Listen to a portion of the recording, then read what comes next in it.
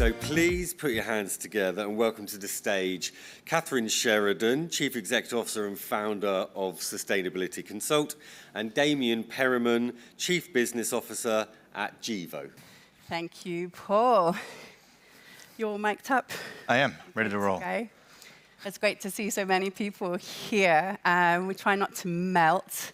So I'm really happy to be here with Damien. When Paul and I talked after last year's event, we said we wanted to do more of this, more of the conversation, more of the kind of, I don't want to say fireside chat because it is just too warm to think about firesides, but the more in-depth interview and really drawing on people in the industry who are true insiders, experts, and thought leaders. Am I flattering you? Damien and I have known each other for over 10 years. We've done various panels together all over the place. And I really wanted to see if he could come and be here with us at this event, because for me, he is a true thought leader and an insider. So welcome. And it's always fun, and that's important too. So we're going to talk today about bringing bio-based materials to the market. We're going to look at where we are today as an industry, look back a little bit, like where are we compared to where we thought we might be, perhaps 20 years or so ago. Things have changed, but have they changed that much? You know, we're in a startup-rich environment, which means there are always going to be failures, there are always going to be layoffs, bad news stories. You know, are they balanced by the good stories? Some people might say they're necessary corrections when there's quite a lot of hype in certain parts of the sector. So I think that would be interesting to explore. And Damien's Chief Business Development Officer at Gevo. He comes from Genomatica, which, as we know, is now Geno. So there have been so many jokes and cracks in the industry about going from Geno to Gevo, and I really think you should have had a swear jar, and every time you got it wrong, you put $1 in, and you could have a nice, you know, summer vacation. Oh, my 10-year-old daughter was perplexed when I explained the move to her, because it just didn't seem to make sense in her mind why it was Geno and now it's Gevo. But it is nice to have two loves of my life now. Very, very close together, but it can be a little confusing. It's only one letter different. We will do our best. We're also going to talk about SAF, Sustainable Aviation Fuel, because that's something that Gevo, I'm catching myself now, Gevo is very much involved with. So Damien's coming from high-value specialty chemicals, from licensing, from building businesses into chemicals, large volume chemicals, and also SAF. So yes. That's what we're going to talk about today. If there's time, we'll be happy to take a question or two from the audience. There is a microphone at the front if we need it to run around. And yeah, hope that you'll stay with us and enjoy the conversation. So welcome. Thank you, Kathryn. I enjoyed the invitation. I enjoyed the opportunity to reflect and to sit up here and engage a little bit. It's been a couple of years since I was at World Biomarket, so it's just fantastic to see that Paul and crew have got this community back engaged and moving again, and I'm looking forward to seeing much growth in this sector. We as a sector do go through our ups and downs, yeah, and I feel like we're poised for another up. Goodness knows we're owed one. Well, that's actually not true. No one owes us anything, but goodness knows we're ready for one. There's probably a better way of putting it. Yeah, I think that's true. So let's look at where we are today in terms of a reality check. You know that my work is all about credibility in the transformation. So it's not about the hot air and the hype and all these promises and stories. So concretely, where are we today? Is it where we thought we would be? And maybe take that step back as well to 20 years ago and say, where were we? Where did we think we would be? Because we've been around pretty much that long. Well, I think profoundly we're exactly where we're supposed to be.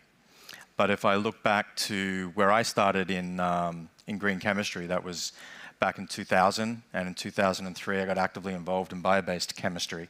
I was sitting at my desk at Dow Chemical where I had the Truth moment watching Inconvenient Truth, and Al Gore got on that cherry picker, you know, and rode up with his ruler saying how the world is doomed, and oil was at $140 a barrel, and it was a crisis.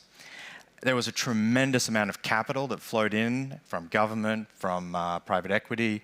There was a large number of projects that got started, and there were a large number of failures. And I think that was the darn moment after the Truth moment, is that this is challenging. And the exuberance of a crisis can bring a lot of things together, but that doesn't guarantee that there will be an outcome from all of that. What's the positive from it? I think the positive for me is seeing the survivors of that period. The survivors are in the market now with products, with technologies. They made it. Yeah, there's still more to go, but the survivors made it. And then what gives me hope for the future is not now that is more than them now just being poised for growth. It's every year I see new ideas. There's just been no end to new ideas. Even today and yesterday, encountering ideas I hadn't thought of before, and I go, yes. I mean, that's the encouraging part of this industry. Despite the failures, despite the slog of which this really is there's a perseverance, and that gives me hope. Yeah, we're going to definitely come back on that. The slog, the long haul, you know, you can't come into this industry and expect to make it overnight. Something I've seen looking back maybe 10 years or 15 years, we also thought that green or sustainable was going to be enough. I've got this thing and it's better than the original thing because it's greener and people will pay more. And you know, we've had to learn over the years that it's a balance between price and performance, and sustainability is sort of the entrance point. If you haven't got the sustainability, it's not going to work. But sustainability alone isn't going to do it either. Oh, it was a new market, yeah. I mean, we were now offering something that was fundamentally different to what was there before, even if the molecule might have been exactly the same or had a performance feature that was quite similar. The rest of it, you know, everything else that we did, the way we made it, where it came from, the supply chains that we had to put together, were all very fundamentally different. And the way our customers engaged with our products was also very, very fundamentally different.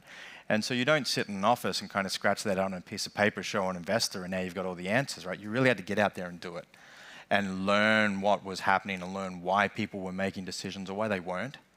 Being ready to call BS when they didn't make sense, of which was a frequent occurrence. And you know, eventually try and put the sum of that together and scratch out a return. Because in the end, yes, we're here trying to save the environment, but we do so at the privilege of our investors. And we have to generate that return if we want the privilege to continue to do so. Yeah. And you talked about Inconvenient Truth, the Al Gore movie, as being that Austruth. Yes. Beautiful Australian expression moment. And I mean, sometimes it does take a crisis to stimulate transformation. And maybe we're not thinking crisis enough, even though we're in a climate emergency very clearly. How do we tap into that maybe in our approach to investors and to the market? You know, it's interesting because with crisis comes impetus, but responding to a crisis is never really efficient. And I think the capital sources that we're playing with do demand efficient returns. And so the whole crisis energy and crisis approach doesn't fit with the resources we're playing with, even if it does respond to the urgency of the problem we're trying to solve. Yeah. So I do think there's an incongruence there between those two elements. Yeah, I think we need some stability to be able to do the work over the long term. We can't always be in crisis because you also burn out if you're constantly in crisis mode. Oh, it's like cooking dinner for your kids versus cooking dinner for a professional community of people. Like there is the right now. It's like, just give me time for perfection to happen. Exactly. Everything in its place, step by step, being very adaptable, that the steps might change, but still, you know, we are in it for the long haul. Now, a lot of us in this audience tend to be from a more chemicals or plastics background, and we want to talk about SAF. So can you just give us like the basic introduction? What is SAF, Sustainable Aviation Fuel, and then go on to why it's good for the airlines and for whoever else? Yeah, for sure. Like, I mean, I'm a chemical guy through and through. That's where I got started. But the idea of going over and joining Gevo to learn about energy was an opportunity to expand, right? From a little bit of something that's really special to a whole lot of something that touches everyone everywhere. So that is how I approached it. And so that's my non-sophisticated explanation of SAF. But SAF is Sustainable Aviation Fuel. It's jet fuel. It is jet fuel with a 50% reduction in the carbon footprint, right? That is SAF. We're making SAF now. We have a 65 billion gallon SAF project underway. Sorry, 65 million gallon SAF project underway. And we make ethanol. We dehydrate the ethanol to ethylene. We dimerize the ethylene to butenes, and then we oligomerize the butenes to make jet fuel, right? And so that's the approach. Technically, it's all de-risked. from a CapEx perspective, it's a big project, and putting project finance around this is, I think, a new challenge and a new skill set we're developing as an industry to come up with new ways of financing these types of facilities so we can do many of them to meet the demand. We have airline offtake agreements for our SAF plant that's already sold out the first 3 SAF plants, right? So, I mean, the demand is really, really, really strong. We've got to catch up with our deployment of capital and our build-out of facility. So what does SAF offer to the airlines? Is it the magic bullet that they've been hoping it's a bundled approach. I think this is the other really interesting thing I've found is we're giving the airlines jet fuel, but we're giving them a RINs credit, which they get back from the government. We are giving them a carbon score that allows them to then trade on a low carbon fuel standard market. And then we're giving them scope 3 credits, which they're then able to sell onto their corporate customers. So if we give them a certain amount of value, 50% is in the fuel, and the other 50% is in these other pieces. So it's a stack. And I think that's been a really interesting insight for me coming from the chemical side, where we're used to, here's a product, here's the specification, it does the job you want it to do. And it's got a little bit of other interesting stuff, which should create some type of marketing advantage for your customers, which you need to figure out. Coming over to fuels, everything's certified. You know, there's a structure markets, in place. there's a structure to how that stack works. And what does that stack create? Well, for a developer, it creates an attractive project return to go and deploy a large amount of capital to build a facility. And what we're seeing in the aviation fuel is green credits. Yes. So this is a structured approach from the US government. Yep. Across multiple sort of channels and platforms, but it's basically incentivizing the airlines to use sustainable jet fuel. Yeah, I think it's trying to do 2 things, right? In one hand, it's placing a value on carbon, which I think we absolutely have to do. I think we should talk about that. We will talk about that. Well, on the other hand, it's leveling the playing field, right? It's providing a temporary period by which there is additional value from the use of these products that will eventually go away, but at that point, your facilities are built. At that point, you're operating on the same playing field your petro competition is operating on. And I think that's how we make this type of transition, because without it, it's just a lot of uphill fighting against access to capital. Yeah, and I think I also want to talk in a minute about there not being a level playing field between fuels and chemicals, but let's stay with fuels for the moment. Okay. I mean, your approach at Gevo, if I've understood it correctly, is quite integrated. So maybe you can share a bit about that, about how you really look at everything from the corn in the field to... Yeah. Well, I think it comes from initially the recognition we're selling carbon abatement.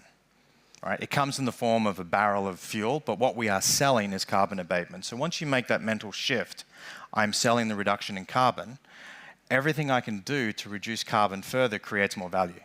Right? So there's a little bit of a mind shift that happens there. So then we look at our projects and we go, okay, we can reduce carbon significantly if we start using renewable energy in our facilities.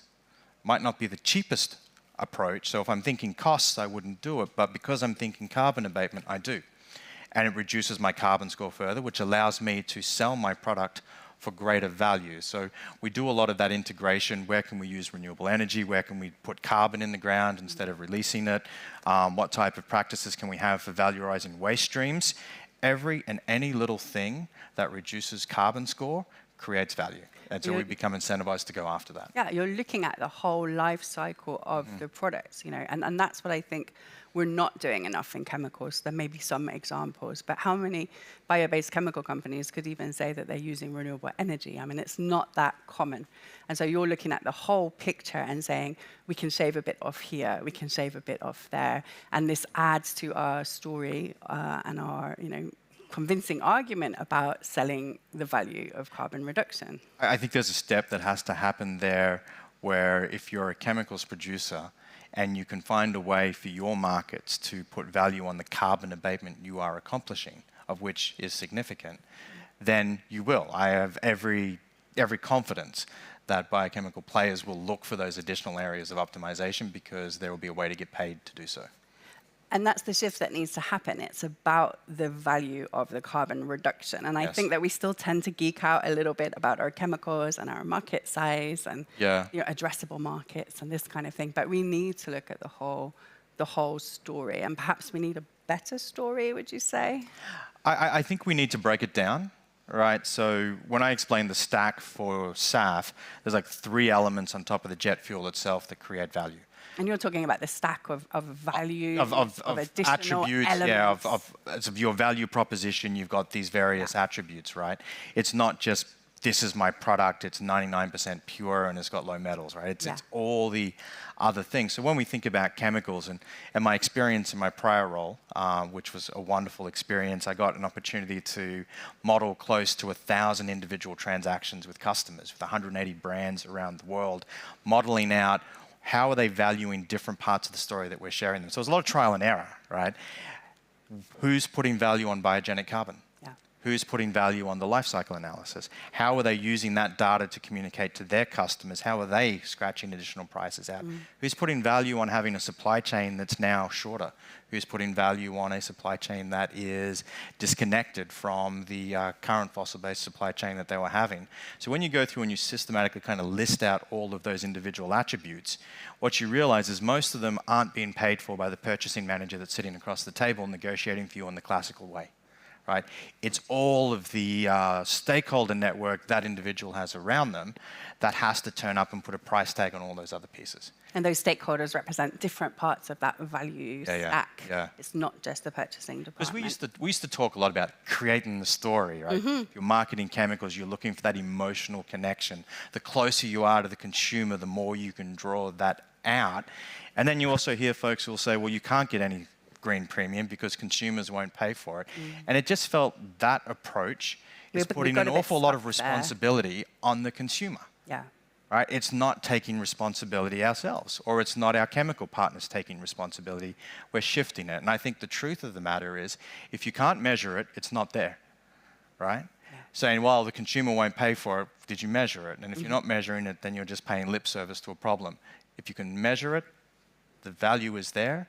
And then your challenge now is to come up with a way to capture your fair share of that value. So I think measurability is the key feature here. Yeah, that's the sort of traditional wisdom, at least, that you can't change it if you can't measure it. Yes. From the US perspective, the reason that they are favoring fuels or supporting fuels is more about sort of resilience and security of energy supply. National security. Yes. As we've seen in the latest legislation that came out in the executive order, that more of that funding is going to fuels than for chemicals. So chemicals feels, we were at a conference in the US at the end of last year, chemicals feels a bit disadvantaged at the moment, a little bit sort of left behind. Yeah, I think we felt like that for the longest time when we saw the amount of energy that was going into US government policy to lift up alternative fuels. But we have 187 ethanol plants in the country today now, right? So did it achieve something? Yes, it did. It really, really did. Why? Because fuels is energy, energy is security. And if government cares about something, it should care about security. Manufacturing, where we play, is about jobs. Should government care about jobs? Yes. When it comes to election time, 100%. I may be a little bit skeptical there, but job creation is important, particularly if you want to stimulate the economy.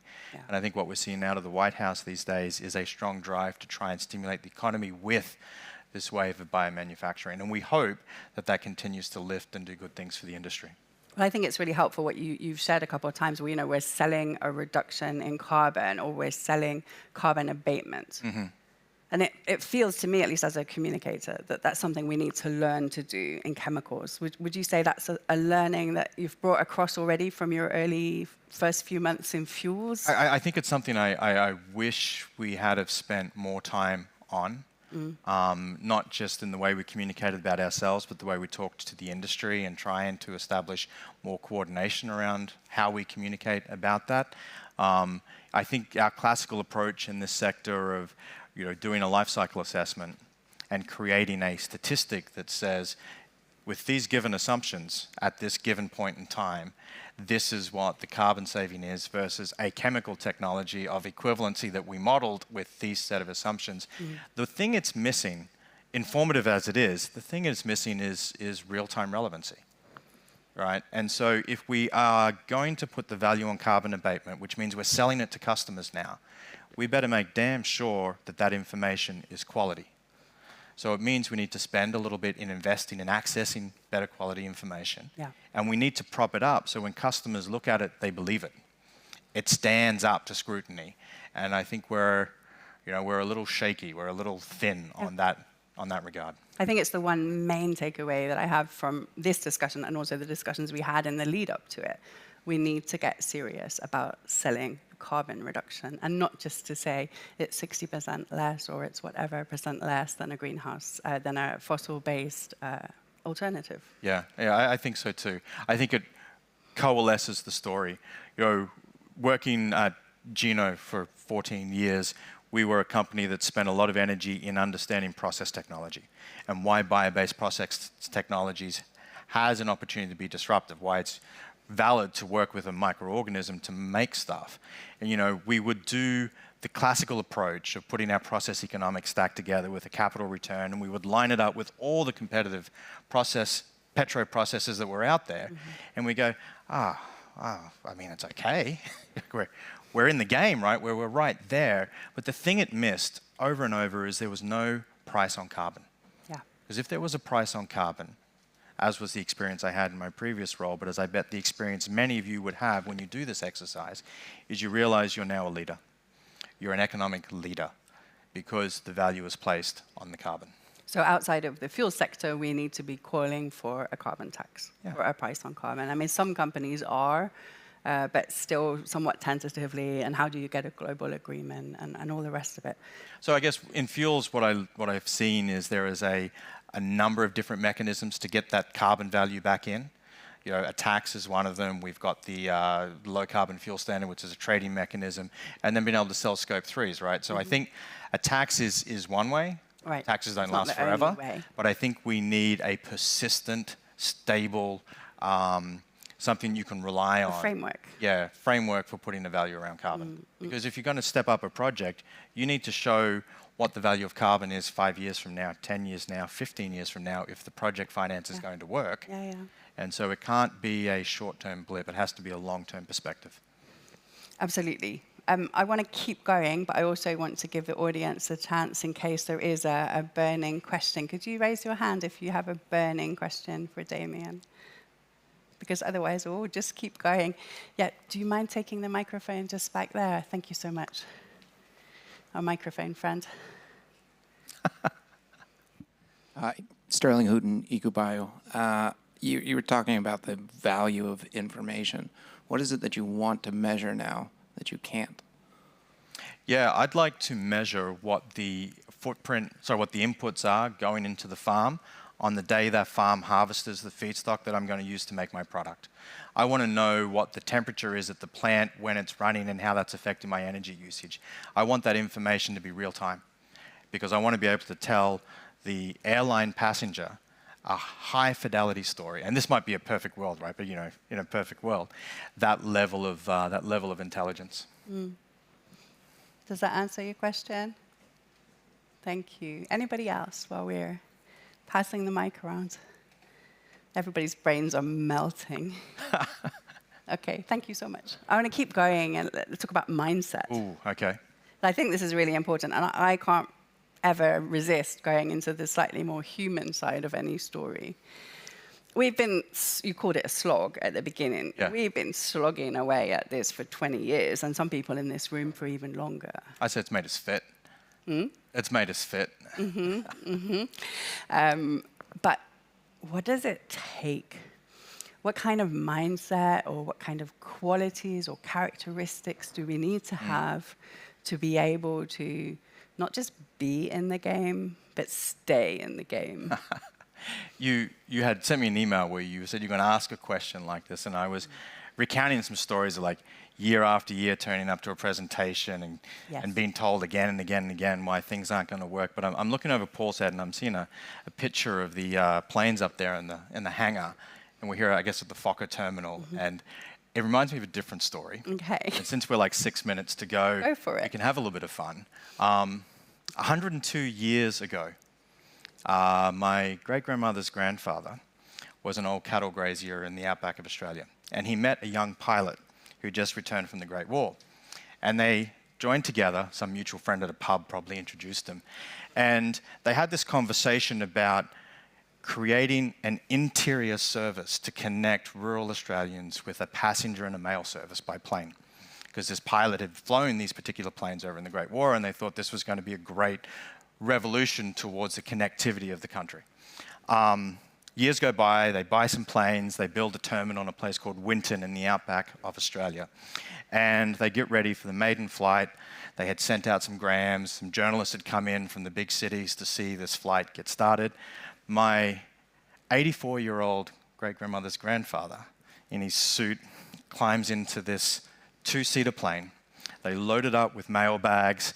They put his big brown leather duffel in the back, the little hat on him with the goggles, and they come out of the terminal and they're taxiing towards the lineup of journalists and other people with their Sunday best for the big occasion. And they taxi to take off, and the plane doesn't take off. And it gets to the end of the runway where all the journalists and all the cameras are, and they start jeering and laughing at this failed excuse of a service. So they turn the plane back around to the terminal and they offload all the mail bags, and they have another go at it. And they get their speed up, they get enough wind, they start to lift, and the old 84-year-old gentleman leans out the side of this and he shouts to all the people there and spectator, "To the doubters be damned." And the plane takes off, and it was the birth of the Queensland Northern Territory Air Service, which we all know today as Qantas. And it kind of reminds me of that conversation we're having, right? Is if you want this journey, you don't need people who are telling you why it won't work. You need to surround yourself with people who are thinking first about how it can work. So if we think about mindset, as I look for people to surround myself with, it's, I want smart, intelligent people, but the first question needs to be, how can we make this dream, how can we make this vision work? Then set the assumptions, go test them, find out if they're true or if they're not true. But you've got to start with that fundamental mindset of, this is possible. Yeah, and if we don't know how, we're going to find out, not it can't be done. Yeah. And we were talking before, over the years at these conferences, there have been many times when incumbents have stood up and said, "Oh, that's never going to work." Yeah. Year after year, but they're quiet now. Yeah, yeah. So something's working. Or maybe they've just retired. They gave up. That's the other thing. They gave up on us. I love your story about, the innovation and how the mail service became a passenger service because that wasn't going to work under those conditions. It was a plot twist. Yeah. No, that's fantastic. The innovation, the resilience to just keep going, and I think that's what we see in this industry, that we have to just keep going. Mm-hmm. There are many successes along the way, many success stories. Investments along the way. Your former company has done, incredible work, as we've seen today and throughout the years, and there are others also. So what's your hope for your tenure at Gevo? I hope I learn a ton. That's first and foremost is, for me, the last 14 years at Geno and a few years in other places prior working in chemicals was this idea of actually doing something impactful for the world around us. And we were always sort of operated on a certain scale. But we were creating, I think, great opportunities for consumers to touch the world around them and make it better through the things that they touched. Moving over to Gevo is about kind of uplifting that experience into fuels and learning how does fuels work. Yeah. For me, a perfect experience a handful of years from now is in what we do with fuels has somehow benefited from perspectives I've picked up in chemicals, and then maybe what we're doing in chemicals has somehow picked up some benefit from the perspectives we have in fuels. You can't help but have a cross-pollination between the two. And then I think the perfect arrangement at the end of all of this is being able to see projects that are deeply integrated. Yeah. Right? We're planning with our Net Zero 1 plant. We have a renewable natural gas plant. We have wind turbines. We have projects we're looking for waste streams from the fermentation and turning those into value-added products. As other folks are doing their ideation, looking at different feedstocks, looking at different biological transformations, looking at different fermentations at scale, is the idea of how do we benefit from the wind farms we're building, the natural gas plants we're building, the grower relationships we're establishing for low carbon intensity corn. Like, how do we take that and then benefit the ecosystem at large and get integrated? Because goodness knows we are up against heavily depreciated, heavily integrated competition. And we need to be able to outcompete that in the long term. Yeah, the competition is real, especially things like fossil fuel subsidies, both direct and indirect. I mean, they still exist in large amounts. I like that you talk about ecosystem, because as you were painting that picture of the farm and the turbines, I really thought it's like nature. Yeah. Nothing exists in isolation in nature. Everything interacts with everything else. And if we don't look at all of the elements in that chain, we're missing big opportunities. Yeah, I think so. I think you need to put all of them together too, to come back to what we have to deliver to our shareholders is a return. Yeah. You have to scratch every little bit of opportunity you can out to make that objective. Yeah. Well, you've never lost your hope and optimism and engagement in the sector. So. Drinking helps. Yeah, and rugby. So thank you so much, Damien. Thanks for coming for this event and for joining me up here and sharing all of your wise insights. I can say that we're old enough to talk about being wise. And thank you for the invitation and the conversation. Thank you so much.